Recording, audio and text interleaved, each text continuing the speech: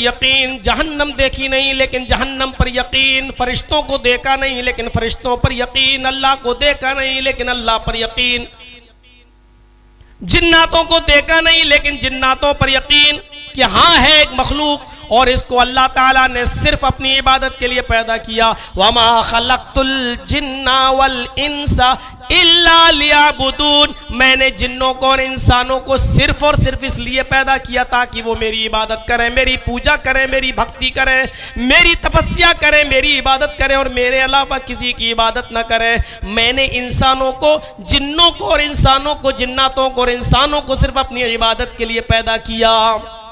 تو ایک غیب پر یقین رکھنا، چھپی ہوئی چیزوں پر یقین رکھنا، یہ قرآن ان لوگوں کے لیے بھی ہدایت ہے الذین یؤمنون بالغیب، جو غیب پر، جو چھپی ہوئی چیزوں پر یقین رکھتے ہیں. اللہ پر یقین کا مطلب یہ ہے کہ اللہ کو دیکھا نہیں لیکن اللہ کو مانتے ہیں. جب ایک چھوٹی سی سوئی اور ماچس کا کھوکھلا، ماچس کا ایک ڈبی جب بغیر کسی بنانے والے کے نہیں بن سکتی ہے، ایک ماچس کی تیلی اور ایک چھوٹی سی سوئی جب بغیر کسی بنانے والے کے نہیں بن سکتی ہے، تو اتنی بڑی زمین، اتنا بڑا آسمان، اتنے ستارے اور اتنے سیارے اور 2,40,000 میل کی بلندی پر چمکنے والا چاند اور 9,30,00,000 میل کی بلندی پر چمکنے والا سورج، 1,40,00,000 ڈگری سینٹی گریڈ گرمی جس سورج کے اندر، میرے بھائیو اس کو بغیر کسی بنانے والے کی یہ ساری چیزیں وجود میں کیسے آ سکتی ہیں؟ سورج کی گرمی ہمیں اتنی ملتی ہے جتنی ہم برداشت کر سکیں، اس سے زیادہ نہیں. تھوڑی سی زیادہ ہو جاتی ہے تو ہم اپنے گھروں سے باہر نکل آتے ہیں اور اپنے گھر میں ایئر کنڈیشن چلانے لگتے ہیں. میرے بھائیوں، تھوڑی سی بارش اگر زیادہ ہو گئی تو بہار و بنگال میں باڑھ و سیلاب کی شکل اختیار کر لیتا ہے. ذرا اندازہ لگائیے، آسمان سے ہونے والی بارش بھی اتنی مقدار میں ہوتی ہے جتنے میں ہمارے اناج پک سکیں، ہمارے اناج تیار ہو سکیں. لمٹ میں بارش کا ہونا، لمٹ میں بارش کا ہونا، لمٹ میں سورج کی گرمی ملنا، لمٹ میں چاند کی روشنی ملنا، لمٹ کے اندر رات آنا اور سونے کے بعد اپنی نیند پوری کرنے کے بعد پھر دن کا آ جانا اور ایک متعینہ مقدار کے اندر دن کی روشنی کا ہمیں ملنا، پھر رات کا آنا، دن کا جانا، دن کا آنا، رات کا جانا، پھر موسم سرما و گرما، سردی اور گرمی کے موسم اور بارش کے موسم اور لمٹ، ہر چیز لمٹ. ہوا کا اتنی لمٹ میں چلنا جتنا ہم برداشت کر سکتے ہیں، زیادہ لمٹ میں آ جائے تو آندھی اور طوفان کی شکل اختیار کر لیتا ہے. ہزاروں لوگ طوفان میں اور سونامی کی لہروں میں تباہ و برباد ہو جاتے ہیں. اندازہ لگائیے، یہ سب کام ایک اندازے کے مطابق اللہ تبارک و تعالیٰ کے نافذ کردہ قانون کے مطابق ایک لمٹ کے تحت چل رہے ہیں. اس لیے ماننا پڑے گا کہ اس دنیا کا چلانے والا بھی کوئی ہے. کمیونسٹ مانے یا نہ مانے، کمیوزم مانے یا نہ مانے، دہریہ مانے یا نہ مانے، لیکن مانے بغیر چارہ نہیں ہے. یہ آپ کو ماننا ہی پڑے گا کہ اس دنیا کا نظام چلانے والی کوئی ہستی ہے. اور جرجیز کی نظر میں اور میری نظر میں اسی ہستی کا نام سپر پاور ہے، اسی کا نام کریٹر آف یونیورس ہے، اسی کا نام اللہ ہے، اسی کو آپ گاڈ بھی کہہ سکتے ہیں. مختلف ناموں کو سے اس کو یاد کیا جا سکتا ہے. اگر معنی میں کوئی خرابی پیدا نہ ہو تو میرے بھائیوں اس کو کسی بھی نام سے یاد کیا جا سکتا ہے. وہ ایک ہی ہے اور وہ ہے اللہ. وہ ہے اللہ، وہ ہے اللہ جو اس دنیا کو ایک لمٹ اندازے کے مطابق چلا رہا ہے اور اس کے اندر کوئی کمی نظر نہیں آ رہی ہے. کوئی کمی.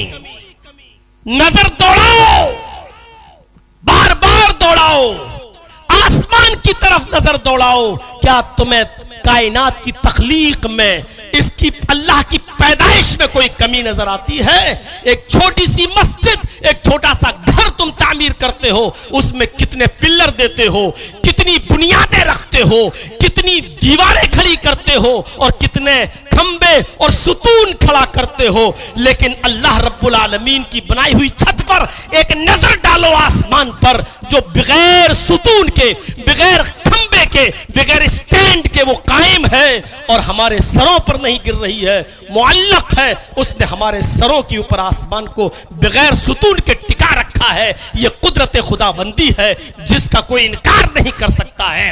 اور پھر ان میں جگمگاتے ہوئے ستارے، ان میں جگمگاتے ہوا چاند اور اس میں جگمگاتا ہوا سورج، اور پھر سورج سے بھی اوپر ستارے، اور ستاروں سے بھی اوپر سیارے، اور سیاروں سے بھی اوپر کہکشائیں، اور ایک ایک کہکشاں کے اندر ایسی موجودہ جس دنیا میں ہم رہتے ہیں 13 لاکھ دنیا، ایسی موجودہ دنیا جس میں ہم رہتے ہیں، ایسا موجودہ ورلڈ جس میں ہم رہتے ہیں، ایسی موجودہ دنیا جس میں ہم سانس لیتے ہیں، ایسی 13 لاکھ دنیا، 13 لاکھ دنیا اس کہکشاں کے کونے میں آ جائیں گی، اور ایسی کہکشائیں ہزاروں نہیں لاکھوں کی تعداد میں موجود ہیں آسمان میں۔ یہ کسی قدرت، یہ اللہ کے قدرت کے علاوہ اور اس کی طاقت کے علاوہ، اس سپر پاور کے علاوہ میرے بھائیوں کون ایسی ہستی ہے جو اس کارنامے کو انجام دے سکے؟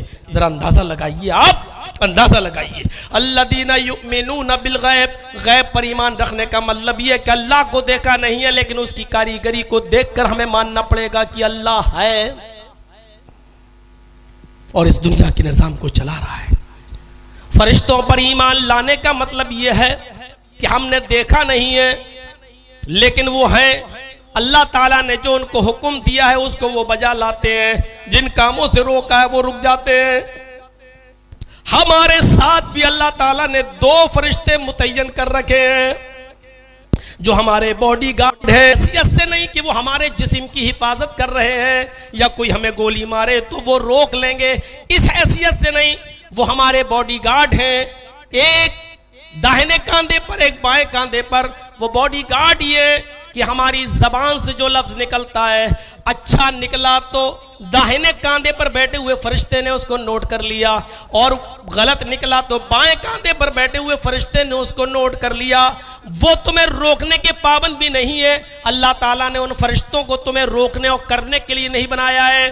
وہ کوئی فرشتہ تم سے یہ نہیں کہہ سکتا چل نماز پڑھنے چل، برائی لکھنے والا فرشتہ یہ نہیں کہہ سکتا کہ تو شراب پی، لیکن آپ اچھا کر رہے ہیں بس ان کو لکھنے کے لیے بھیجا ہے، تمہاری اچھائیاں لکھیں گے۔ تم نے برا کیا، ان کا کام یہ کہ وہ صرف برا لکھیں گے اور یہ نام اعمال اللہ کے سامنے تیار کر کے وہ پیش کر دیں گے۔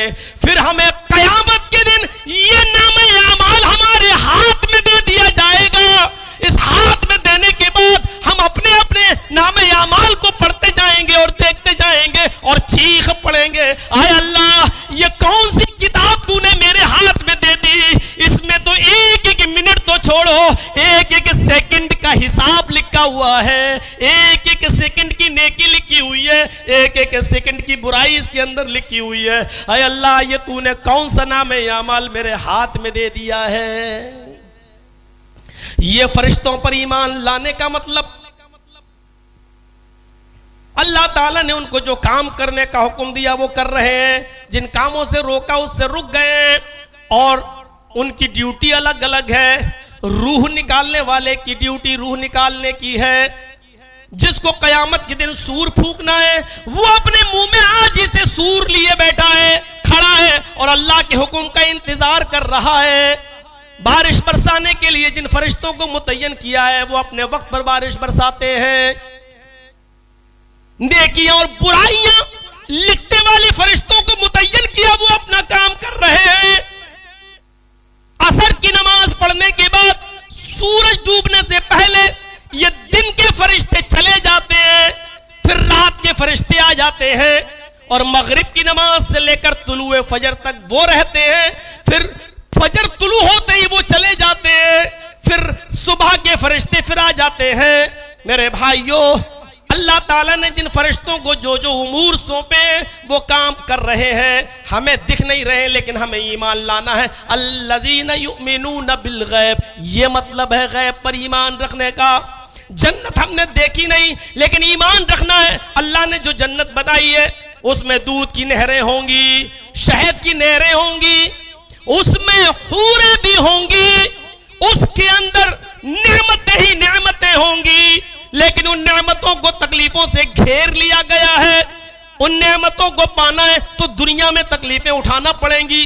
صبح فجر کی نماز پہ اذان کی آواز آتی ہے، الصلاۃ خیر من النوم، نیند سے بہتر نماز ہے۔ آپ دسمبر اور جنوری کی کڑاکے کی سردی کے اندر لیٹے ہوئے لحاف ہٹانے کی ہمت نہیں ہوتی ہے، لیکن آپ کو اگر جنت کی نعمتیں چاہنا ہے تو لحاف ہٹانا ہوگا. آپ لحاف کو ہٹائیے. آپ کو لائٹ نہیں ہے, گیزر بند ہے, یا غریب گھرانے میں گیزر کہاں ہوتے ہیں؟ آپ نے دیکھا دیر سے اٹھے, اب تو ہیٹر پر یا گیس چولہے پر پانی گرم کریں گے تو بھی دیر ہو جائے گی. آپ نے سردیوں میں ٹھنڈے پانی سے وضو کیا, آپ کے ہونٹ ٹکرا رہے ہیں, سردی میں ہونٹ کپ کپا رہے ہیں. آپ نے ٹھنڈے پانی سے وضو کیا, گرم شال جو بھی آپ کے پاس تھی آپ نے اوڑھ لی اور مسجد کی طرف روانہ ہو گئے. یہ تکلیف آپ کو ہوئی. اللہ کے نبی صلی اللہ علیہ وسلم فرماتے ہیں اللہ تعالیٰ نے جنت کو ایسی تکلیفوں سے گھیر رکھا ہے, جب تک دنیا میں تم یہ تکلیفیں نہیں اٹھاؤ گے اللہ بھی تمہیں جنت نہیں دے گا. جنت کو تکلیفوں سے گھیر لیا گیا ہے. جنت کے اندر ہر قسم کی نعمتیں ملیں گی, پوری آزادی ہوگی کھانے پینے کی. ہمیں یقین رکھنا ہے دنیا میں جس نے سب سے کم نیکیاں کی ہوں گی, دنیا میں جس نے سب سے کم نیکیاں کی ہوں گی لیکن وہ جنتی ہوگا. ایسے بھی تو لوگ ہوں گے جنہوں نے نیکیاں بہت کم کی ہوں گی, سب سے کم نیکی والا بھی جنت میں جائے گا, اس نے شرک نہیں کیا ہوگا. تو جس نے سب سے کم نیکی کی ہوگی, سب سے کم نیکی, وہ آدمی کو بھی جنت کے اندر جانتے ہو کتنی جگہ ملے گی؟ اس آدمی کو بھی جنت کے اندر جب داخل کیا جائے گا تو اس کو کتنی جگہ ملے گی؟ ایک گھوڑے پر بیٹھ کر, بخاری شریف کی حدیث ہے, ایک گھوڑے پر بیٹھ کر آپ سفر کریں, نان اسٹاپ وہ گھوڑا دوڑتا رہے, 100 سال کے بعد جہاں رکے گا, 100 سال نان اسٹاپ کہیں نہ رکے, 100 سال کے بعد وہ جہاں رکے گا, 100 سال میں اس نے جتنی دوری طے کی ہوگی اتنی جگہ ایک آدمی کو ملے گی. یہ اس آدمی کی جگہ ہے جس نے دنیا میں سب سے کم نیکیاں کی ہوں گی, زیادہ